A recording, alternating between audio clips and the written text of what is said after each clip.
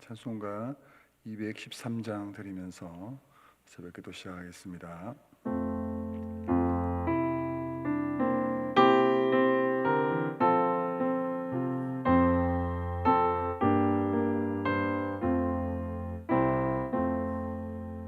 나의 생명 드리니 주여 받아 주셔서 세상 살아갈 동안 찬송하게 하소서. 손과 발을 들이니 주여 받아 주셔서 주의 이름 위하여 민첩하게 하소서.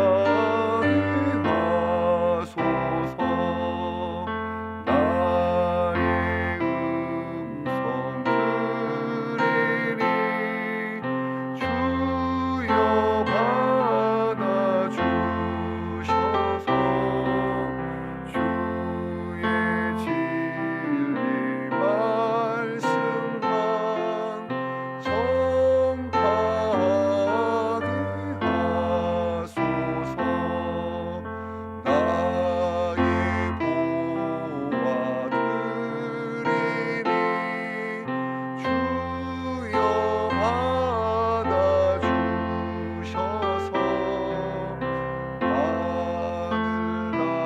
하늘나라 위하여 주 뜻대로 쓰소서. 나의 시간 드리니 주여 받아 주셔서 평생토록 주의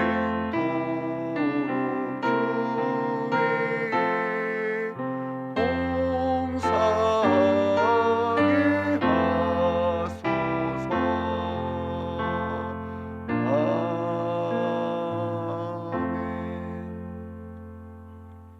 아멘. 새벽에 주신 말씀은 사도행전 9장입니다. 9장 32절에서 43절 말씀입니다.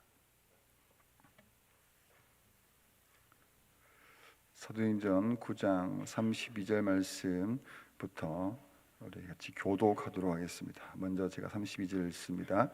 그때 베드로가 사방으로 두루 다니다가 룻다에 사는 성도들에게도 내려갔더니 거기서 에니아라 하는 사람을 만나매 그는 중풍병으로 침상 위에 누운 지 8해라.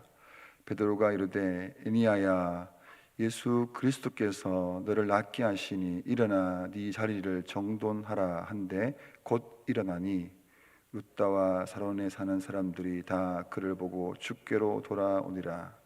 요바에 다비다라 하는 여제자가 있으니 그 이름을 번역하면 도르가라. 선행과 구제하는 일이 심히 많더니 그때에 병들어 죽음에 시체를 씻어 다락에 누이니라. 룻다가 요바에서 가까운지라 제 아들이 베드로가 거기 있음을 듣고 두 사람을 보내어 지체 말고 와 달라고 간청하여 베드로가 일어나 그들과 함께 가서 이르매 그들이 데리고 다락방에 올라가니 모든 과부가 베드로 곁에 서서 울며 도로가가 그들과 함께 있을 때에 지은 속옷과 겉옷을 다 내보이거늘 베드로가 사람을 다 내보내고 무릎을 꿇고 기도하고 돌이켜 시체를 향하여 이르되 다비다야 일어나라 하니 그가 눈을 떠 베드로를 보고 일어나 앉는지라. 베드로가 손을 내밀어 일으키고 성어들과 과부들을 불러들여 그가 살아난 것을 보이니 온 요빠 사람이 알고 많은 사람이 주를 믿더라. 베드로가 요빠에 여러 날 있어 시몬이라 하는 무두 장이의 집에서 머무니라.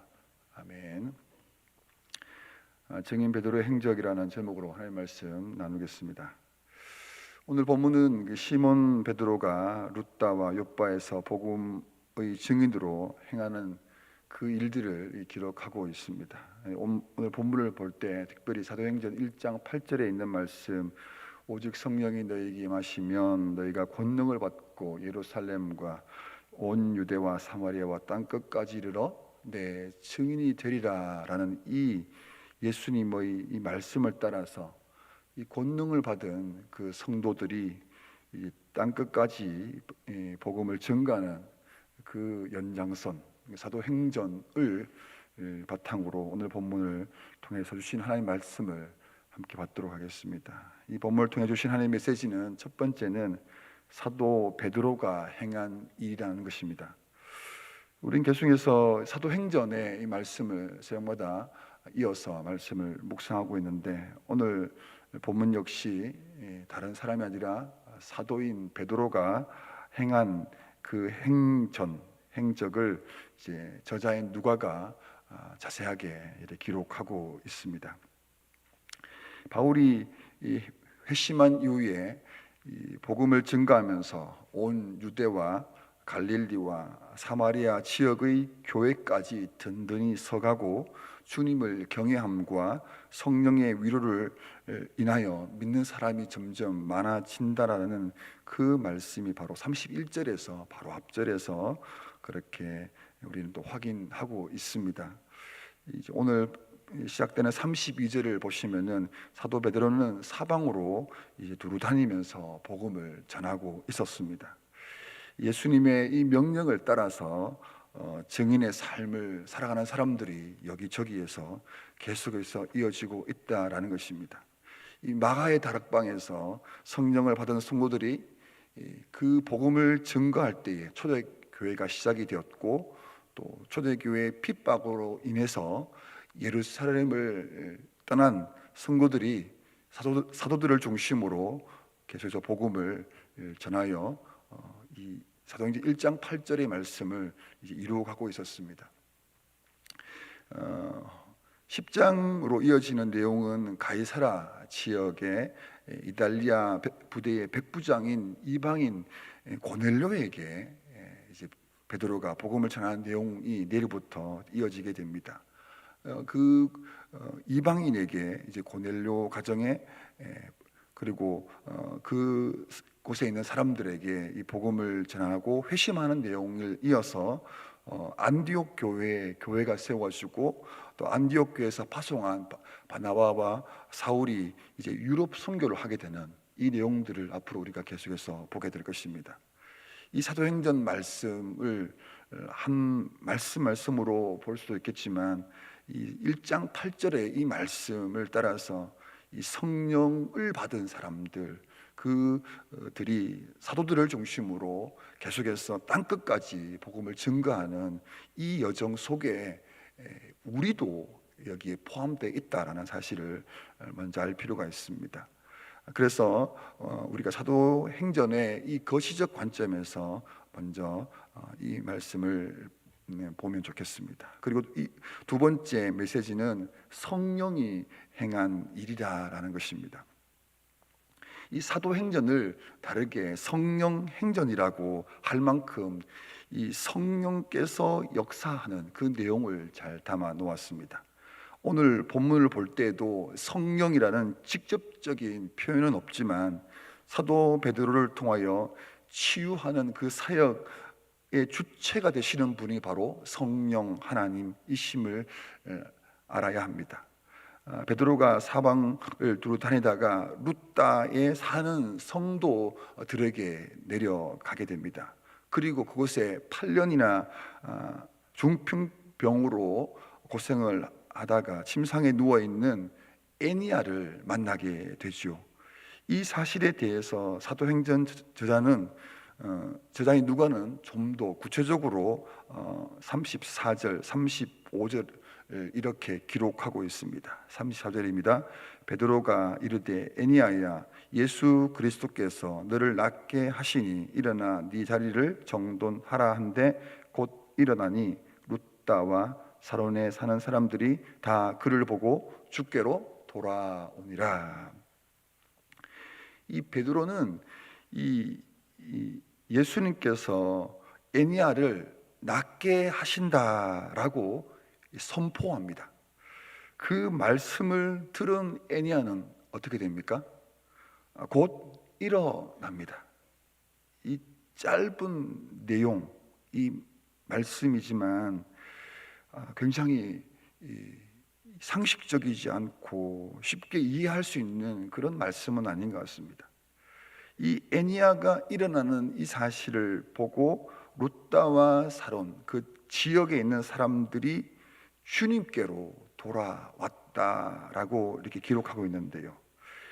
이 일들, 이 사건, 이런 역사는 성령께서 친히 하신 기적이라고 우리는 봐야 할 것입니다. 그 기적의 주체가 되시는 예수님께로 돌아온 것을 보면 알 수가 있습니다. 이 고린도전서 12장 3절에서는 성령으로 아니하고는 누구든지 예수를 주라 할 수 없느니라 라고 말씀하고 있습니다. 이 성령의 역사로 말미암아 사람들이 사도 베드로를 통하여 일어난 그 기적을 보면서 주님께로 돌아오게 되었다라는 것입니다.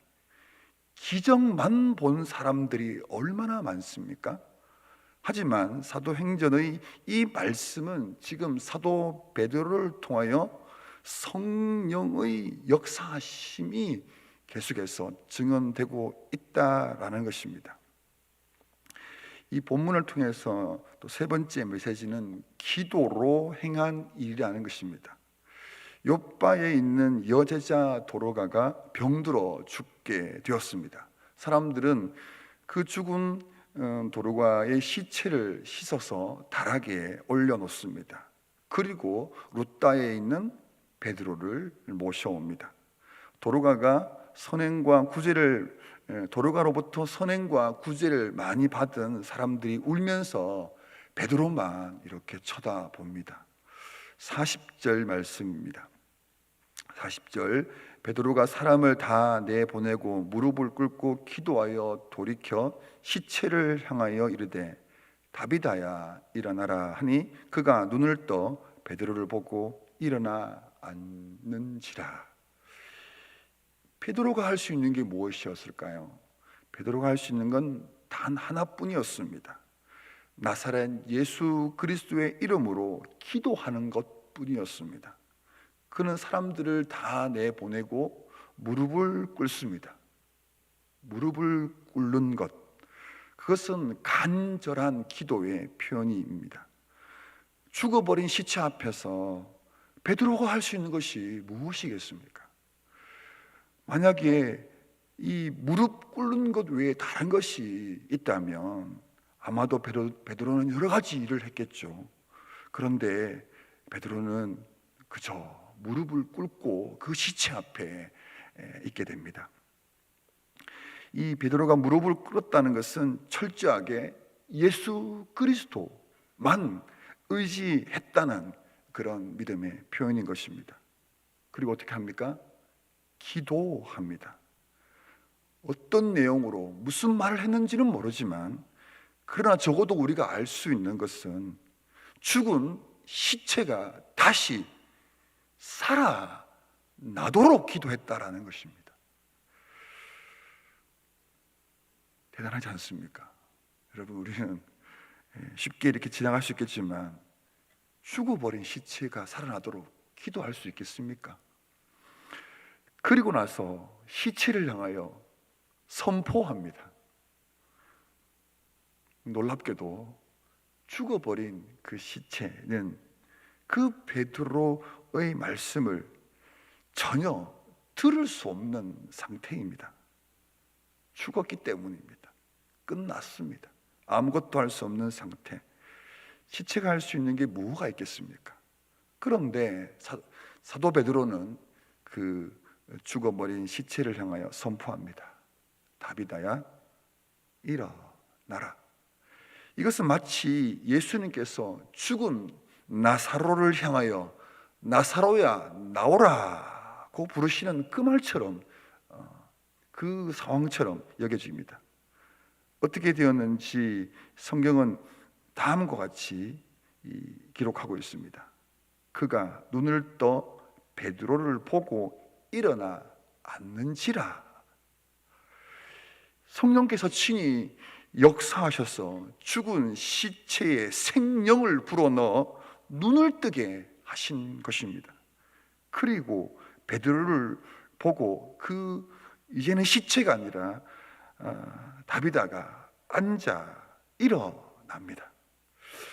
이 베드로의 기도를 주님께서 들으시고 응답하신 것입니다.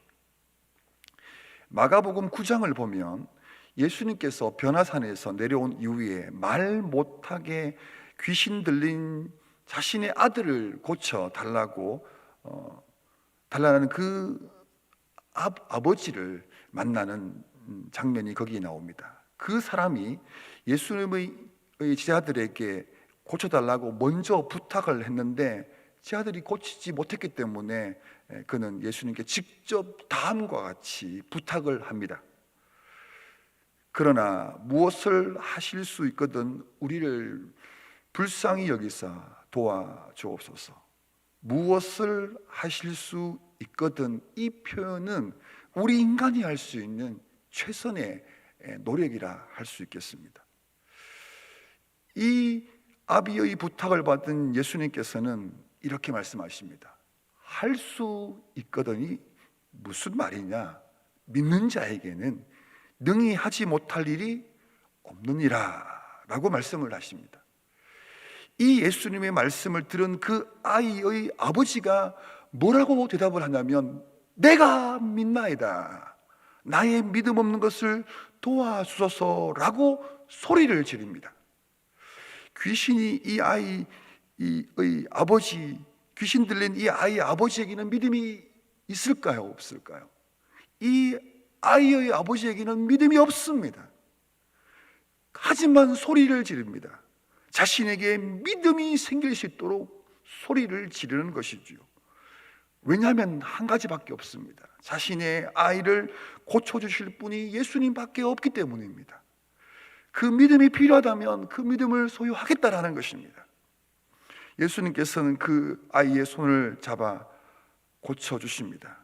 그리고 이후에 제자들이 예수님께 조용히 묻습니다.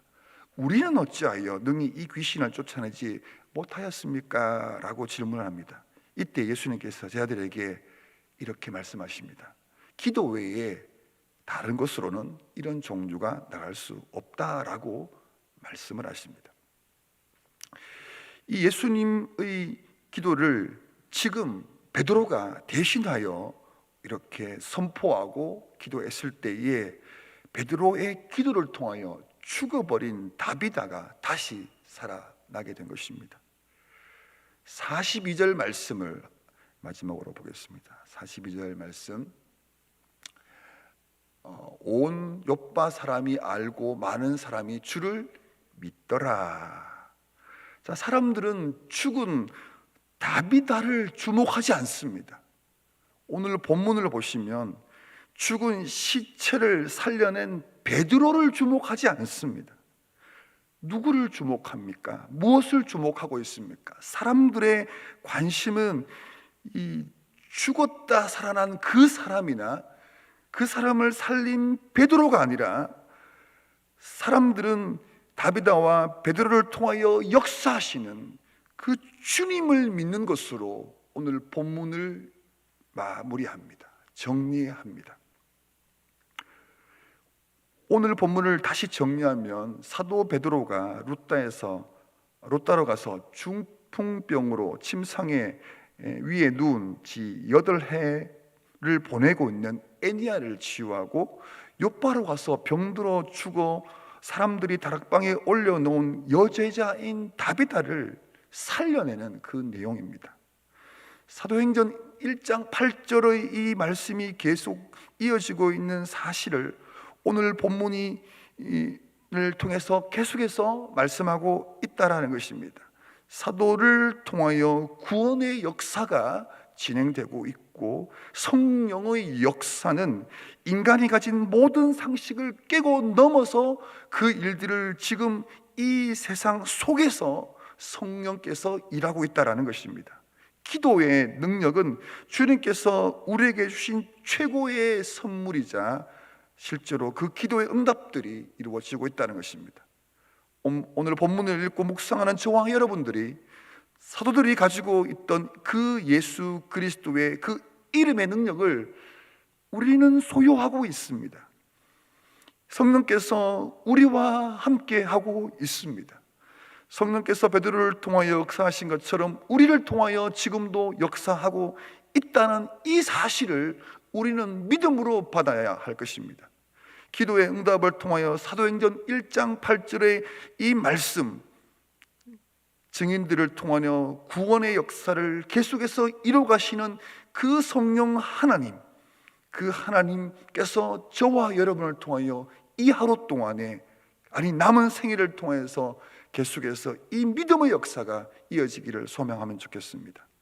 성도들을 통하여 성령께서 일하실 수 있도록 좀 더 구체적으로는 주님 저에게도 믿음을 주셔서 이 영혼을, 잃어버린 영혼을 구원하는 이 성령의 이 역사 속에 함께 동행하며 동참하는 그 성도의 삶을 살아갈 수 있도록 기도하면 좋겠습니다. 기도하겠습니다. 하나님 아버지, 감사합니다. 오늘 우리에게 말씀하여 주시니 감사합니다. 오늘도 우리에게 살아계신 하나님의 말씀을 심겨주시고 그 말씀을 따라 순종하여 살도록 하는 그 성도의 삶으로 인도해 주시니 감사합니다. 오늘 들었던 이 말씀을 먹었으니 이 말씀이 주는 능력으로 이 하루를 살아가게 하여 주시옵소서. 하나님 아버지, 특별히 우리에게 믿음을 더하여 주사 친히 우리와 함께 하시는 그 성령의 도우심으로 예수 그리스도를 믿는 그 믿음을 통하여 우리의 삶에 하나님 복음을 증거하고 그 복음의 능력으로 복음의 영광을 누리며 복음을 계속해서 하나님 아버지 그 속에서 살아나게 하여 주시옵소서.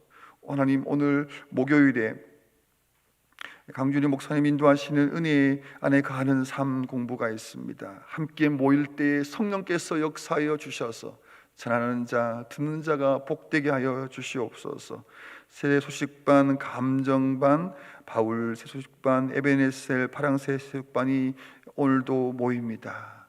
하나님께서 그 시간 그곳에 있는 선생님과 아이들에게 은혜를 주셔서 복음의 기쁨을 맛보아 알게 하여 주시옵소서. 출타 중인 우리 쉼을 얻으신 담임 목사님 위에 또 사모님 위에 성령께서 친히 함께하여 주셔서 주님이 주시는 위로와 회복과 쉼이 있게 하여 주시기를 원합니다. 감사하며 예수님의 이름으로 기도합니다. 아멘. 자유롭게 기도하시겠습니다.